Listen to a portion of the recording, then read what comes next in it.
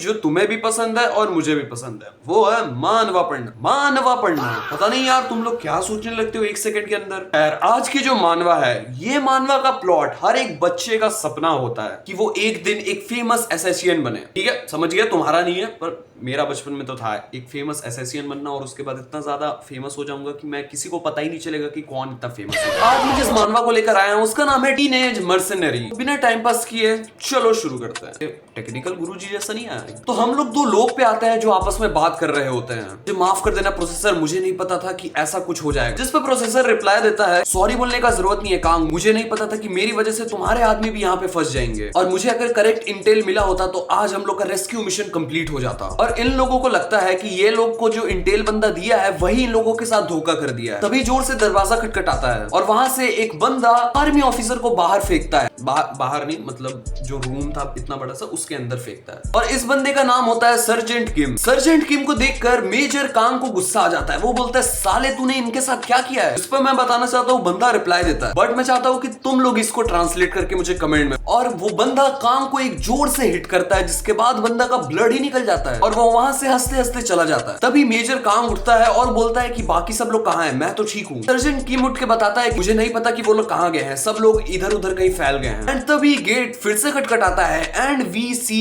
ए Hulk. तभी Kang इससे पूछता है, अब क्या हुआ, मुझे तो मार लिया ना। और उसी के बाद हम लोग देखते हैं एक एसएससीएन आ चुका है जो उस हल्क को मार दिया है पीछे से, और पूछता है कि क्या तू ही हिमचैन है? फिर हिमचैन पूछता है कि तू कौन है? बंदा बताता है कि मैं तुम लोगों के लिए आया हूँ, मेरे पीछा करो। और वो लोग बाहर जाते हैं तो देखते हैं कि सभी गार्ड्स को किसी ने मार दिया है। और किसने मारा है? ऑफ कोर्स इस एसएससीएन ने। तभी प्रोफेसर कांग इससे पूछते हैं कि भाई तू कौन सा डिवीजन का है और तू किसके साथ काम करता है? जिस पे एसएससीएन बताता है कि मैं ये तो नहीं बता सकता कि मैं किसके साथ काम करता हूँ, बट मैं यहाँ पे अकेले आया हूँ। और बंदा इसके बाद थोड़ा इंप्रेस्ड भी हो जाता है कि ये अकेले इतने बंदे को संभाल लिया। तभी बाहर निकलने से पहले कुछ लोग और आ जाते हैं इन लोगों को घेरने के लिए। अभी एसएससीएन कम्स इन क्लच और वो दोनों को एक जोर से पंच मारता है और एक को जैब मारता है। और फिर जो लास्ट बंदा बचा होता है उस पे वो एक चाकू फेंकता है, जिसके बाद बंदा भी डन। तभी एसएससीएन बोलता है कि मेरे पीछे पीछे चलो और मेरी पेस के साथ चलो, और तुम लोग तब तक फायर मत करना जब तक मैं ना बोलूं। तभी कुछ पैनल हम लोग को सिर्फ दिखाया जाता है एसएससीएन का ब्रूटली फाइट, जहां पे वो फायर करता है और फायर ही करता है। और मेजर कांग सोचता है कि वो इतनी जल्दी जल्दी चार्ज अप क्यों कर रहा है? वो चार्ज अप करने से पहले सोच ही नहीं रहा है, उसको अपने मूव करने से पहले उसे सोचना चाहिए। अभी बंदा स्केटिंग करते करते आ रहा है। एंड ब्रो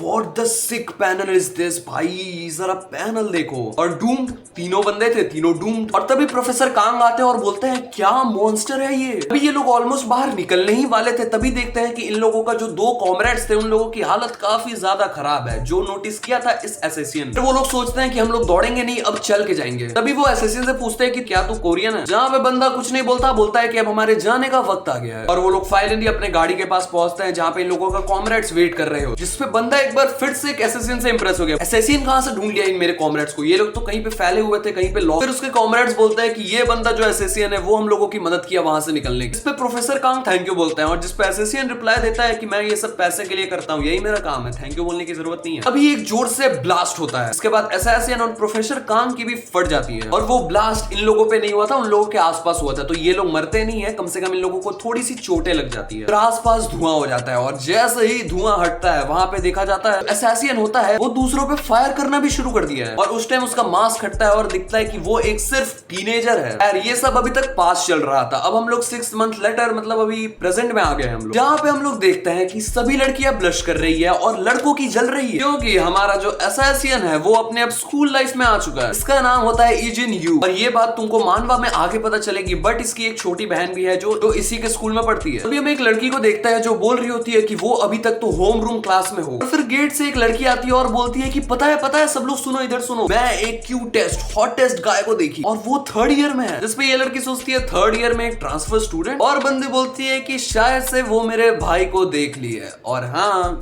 यही है इसकी बहन। और हमें कुछ बताया जाता है जो भाई तुम्हारा कंफ्यूज ही कर देगा तुमको। इसकी बहन बताती है कि इसे लग रहा था इसका भाई प्लेन क्रैश में इसके पेरेंट्स के साथ मर चुका है, और उसे नहीं लगा था कि 10 साल के बाद उसका भाई फिर से स्कूल लाइफ में रिटर्न कर रहा है। और इसकी छोटी बहन जो होती है वो इसके दादा दादी के साथ रहती है, तो जैसे ही इसका बड़ा भाई को इसका दादा देखता है तो थोड़ा इमोशनल होता है, बोलता है कि तुम अभी तक जिंदा हो, मैं तो बिलीव ही नहीं कर सकता। और तभी इसका बड़ा भाई इसे देखता है और एक स्माइल देता है, और ये सब इसकी बहन सोच रही होती है। अभी हम लोग आते हैं फिर से प्रेजेंट, जहाँ पे ये बुली हो रही है, ये लड़कियां इससे बुली कर रही है, बोल रही है कि मैंने तेरा नाम कितना बार बुलाया, तू एक बार भी सुन नहीं पा रही है मेरी आवाज, और स्कूल खत्म होने से पहले मुझे तेरा जिम यूनिफॉर्म्स चाहिए। जिसपे इसकी बहन बोलती है कि अगर मैं तुझे जिम यूनिफॉर्म दे दूंगी तो मैं क्या पहनूंगी, जिसपे उसकी बुली ऑफ कोर्स सो कॉल्ड गुस्सा हो जाती है और उसे एक जोर से चमाट मार और बोलती है वो तेरी प्रॉब्लम है मेरी नहीं। फिर हम लोग इसके भाई पे आते हैं, जहाँ पे टीचर इंट्रोड्यूस कर रही थी कि काफी टाइम से ओवरसीज रह रहा था, ये रिसेंटली ही यहाँ पे आया है, और ये अपनी सीट की तरफ जब जा रहा था ये बंदा सोच रहा होता है इसमें क्या है इतना अच्छा जो लड़कियां इस पे मर रही है, मुझे तो एक गधा लग रहा है। और तभी जब इजिन यहाँ से पास हो रहा था वो कोशिश करता है उसे पैर बीच में लाकर गिराने का, बट बंदा यहाँ पे और फार्म कर लेता है और वो गिरता नहीं, वहीं पे खड़ा हो जाता है। बंदा सोच रहा है मेरा तो टाइमिंग भी सही था, तब ये गिरता क्यों नहीं है, और इजिन यहाँ पे कोई रिएक्शन क्यों नहीं दिया हमें अभी पता चलता है। ये बंदा इजिन को बोलता है कि एक बार अगर तू कोरिया चला गया तो वहां पे ते कुछ भी ऐसा नहीं करेगा जिसकी वजह से तू फाइट्स में इन्वॉल्व, जिसपे इजिन बोलता है कि हाँ मुझे पता है मैं वहां पे लड़ नहीं सकता क्योंकि मेरा आइडेंटिटी बाहर आ सकता। और यहाँ पे इजिन जिससे बात कर रहा होता है वो होता है मेजर कांग। इजिन इसे बताता है कि मेजर कांग मैं आज तक इतने सारे फाइट को सर्वाइव किया हूँ, क्यों, क्योंकि मैं एक प्रो हूँ। और फिर मेजर कांग इसका फिर से ऑरा फार्म करता है। मेजर कांग उसे रोकता है और बोलता है मैं तेरे लिए नहीं बोल रहा हूँ कि तू फाइट में इन्वॉल्व मत होना, मैं उस बच्चे के लिए बोल रहा हूँ जो फाइट में इन्वॉल्व होने वाला है, जो तेरे अगेंस्ट बच्चा जाएगा उसके लिए मैं बोल रहा हूँ। और वो बंदा बोलता है मरना है क्या, इधर ही क्या खड़ा है, जा अपने प्लेस पे। तभी इजिन का एक दोस्त भी बनता है जिसका नाम योंग शान पार्क होता है, और वो बंदा बोलता है कि अभी जो तेरे से बंदा भिड़ा था उसका नाम था जियोंग ली, और उसके पीछे जो बैठा था वो उसका नाम था योंग जिंग। वो दोनों काफी हरामी बंदे हैं, उन लोगों से मत ही लड़ना तो काफी है। ये इसको बोल रहा है, ये